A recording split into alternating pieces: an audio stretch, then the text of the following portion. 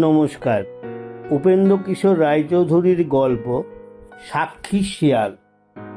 একজন সওদাগর একটি ঘোড়া নিয়ে বেড়াতে যাচ্ছিল। যেতে যেতে তার বড্ড ঘুম পেল। তখন সে ঘোড়াটিকে এক গাছে বেঁধে সে গাছের তলায় ঘুমিয়ে গেল। এমন সময় এক চোর এসে সওদাগরের ঘোড়াটিকে নিয়ে চলে যাচ্ছে। সওদাগর ঘোড়ার পায়ের শব্দে জেগে উঠে বলল, কি ভাই, তুমি আমার ঘোড়াটিকে নিয়ে কোথায় যাচ্ছ? চোর তাতে ভারী রাগ করে বললে, তোমার ঘোড়া আবার কোনটা হলো? শুনে সওদাগর আশ্চর্য হয়ে বললে, সে কি কথা, তুমি আমার ঘোড়া নিয়ে চলে যাচ্ছ, আবার বলছো কোনটা আমার ঘোড়া? তুষ্টু চোর তখন মুখ ভার করে বললে, খবরদার, তুমি আমার ঘোড়াকে তোমার ঘোড়া বলবেন। সওদাগর বললে, কি, আমি আমার ঘর থেকে ঘোড়াটাকে নিয়ে এলুম আর তুমি বলছো সেটা তোমার? চোর বললে, বটে, এটা তো আমার ওই গাছের ছানা, এক্ষুনি হলো। তুমি বুঝে শুনে কথা কও, নইলে বড় মুশকিল হবে। তখন সওদাগর গিয়ে রাজার কাছে নালিশ করলে, মহারাজ, আমি গাছে আমার ঘোড়াটি বেঁধে ঘুমোচ্ছিলাম, আর ওই ব্যাটা এসে তাকে নিয়ে যাচ্ছে। রাজামশাই চোরকে ডেকে জিজ্ঞাসা করলেন, কি হে, তুমি ওর ঘোড়া নিয়ে যাচ্ছ কেন? চোর হাত জোর করে বললে, দোহাই মহারাজ, এটি কখনোই ওর ঘোড়া নয়, এটি আমার গাছের ছানা। ছানাটি হতেই আমি তাকে নিয়ে যাচ্ছিলাম, আর ওই ব্যাটা উঠে বলছে কিনা এটা ওর ঘোড়া, সব মিথ্যে কথা। তখন রাজামশাই বললেন, এ তো ভারী অন্যায়, গাছের ছানা হলো আর তুমি বলছো সেটা তোমার ঘোড়া। তুমি দেখছি বড় দুষ্টু লোক, পালাও এখান থেকে। বলে তিনি ঘোড়াটা চোরকেই দিয়ে দিলেন। সওদাগর বেচারা তখন মনের দুঃখে কাঁদতে কাঁদতে বাড়ি ফিরে চলল। খানিক দূরে গিয়ে এক শিয়ালের সাথে তার দেখা হলো। শিয়াল তাকে কাঁদতে দেখে বললে, কি ভাই, তোমার মুখ এমন ভার দেখছি যে, কি হয়েছে? সওদাগর বললে, আর ভাই, সে কথা বলে কি হবে, আমার ঘোড়াটি চোরে নিয়ে গেছে। রাজার কাছে নালিশ করতে গেলুম, সেখানে চোর বললে কিনা ওটা তার গাছের ছানা। রাজামশাই তাই শুনে ঘোড়াটি চোরকেই দিয়ে দিয়েছে।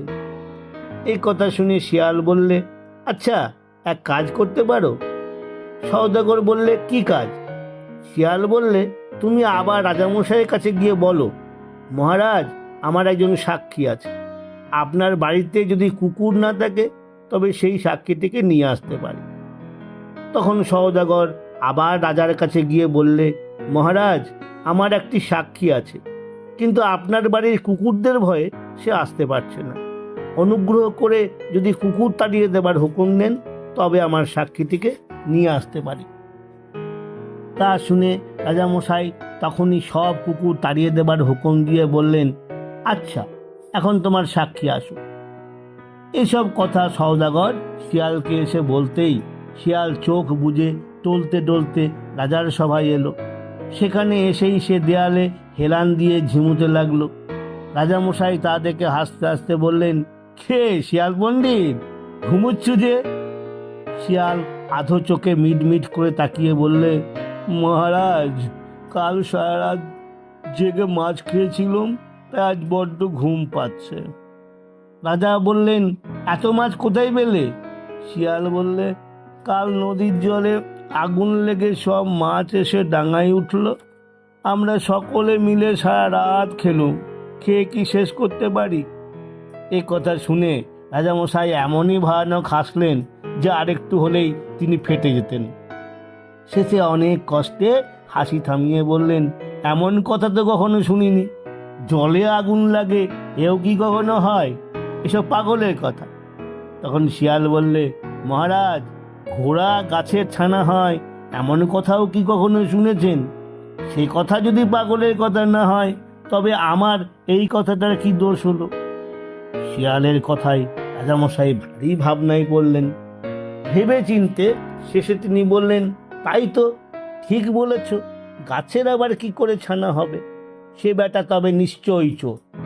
তখনই হুকুম হলো, আন্তরে সেই চোর বেটাকে বেঁধে। অমনি 10 পেয়াদা গিয়ে চোরকে বেঁধে আনলে।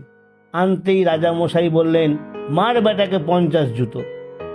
বলতে বলতে পেয়াদারা তাদের নাগরা জুতো খুলে চটাস চটাস চোরের পিঠে মারতে লাগলো। সে বেটা 25 জুতো খেয়ে চেঁচিয়ে বললে, গেলুম গেলুম, আমি ঘোড়া এনে দিচ্ছি, আর এমন কাজ কখনো করব না। কিন্তু তার কথা তখন কে শোনে? 50 জুতো মারা হলে রাজা বললেন, শিগগির ঘোড়া এনে দে, নইলে আরো 50 জুতো।